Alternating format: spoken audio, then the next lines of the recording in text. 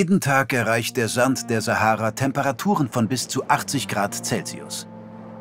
Die riesige Wüste, die sich über etwa 9 Millionen Quadratkilometer erstreckt, erhält jedes Jahr etwa 22 Millionen Terawattstunden Energie von der Sonne. Das ist weit über 100 Mal mehr Energie, als die Menschheit jährlich verbraucht. Könnte es also unsere Energieprobleme endgültig lösen, die Wüste mit Sonnenkollektoren zu bedecken?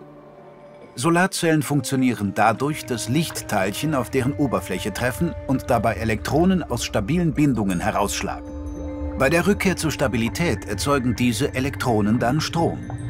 Es gibt jedoch eine Grenze, wie viel Strom Solarmodule generieren können.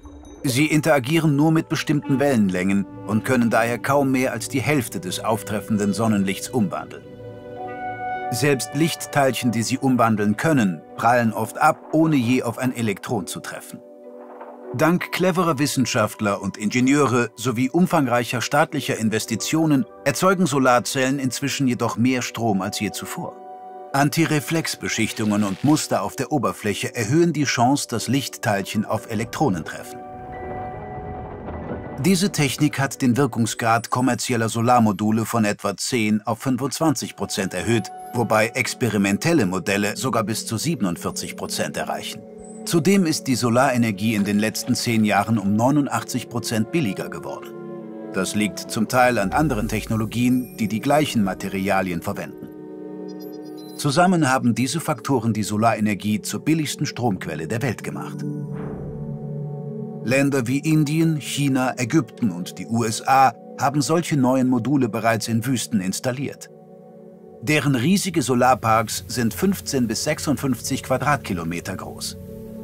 Steht die Sonne hoch am Himmel, können diese Anlagen Hunderttausende Anwohner mit Energie versorgen. Allerdings werden diese Parks extrem heiß. Licht, das die Solarzellen nicht umwandeln oder reflektieren, wird als Wärme absorbiert und verringert den Wirkungsgrad der Module. Die Kühlsysteme vieler Parks verbrauchen zudem enorme Mengen Energie für Ventilatoren oder Wasserpumpen, um eine optimale Temperatur zu halten. Selbst mit solchen Systemen absorbieren die Solarmodule in der Wüste weit mehr Wärme als der Sand in der Umgebung. Bei der Größe der bestehenden Solarparks ist das noch kein Problem.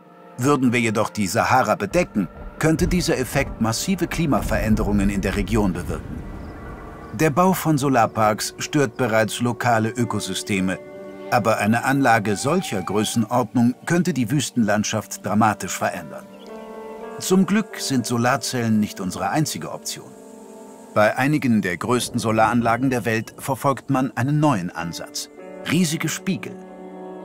Das marokkanische Nur-Kraftwerk, das einmal rund 30 Quadratkilometer bedecken wird, ist ein Solarwärmekraftwerk. Diese Konstruktion reflektiert Licht auf einen Empfänger, der es in Wärme und dann in Strom umwandelt. Diese Spiegel verursachen zwar eine gefährliche Temperaturveränderung für die Tierwelt, verändern jedoch die Landschaft weniger stark. Da es einige Zeit dauert, bis das erhitzte Material abkühlt, produzieren solche Anlagen oft auch nach Sonnenuntergang noch Strom. Industrielle Solarparks mit Solarpanelen oder Spiegeln sind meist leicht in die bestehende Energieinfrastruktur integrierbar.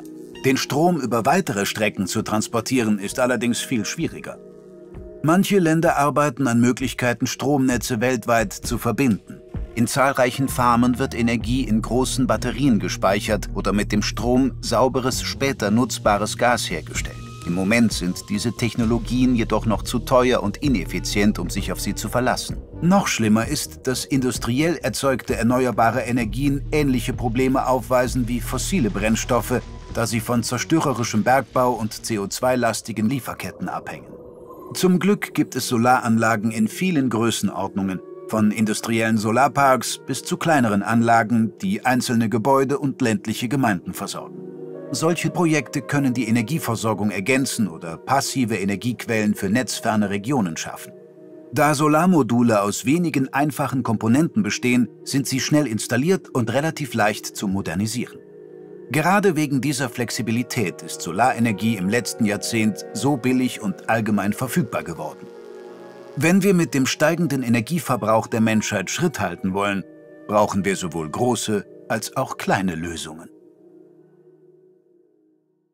Wir haben die Mittel und das Wissen, um die Welt zu retten. Aber was kommt als nächstes?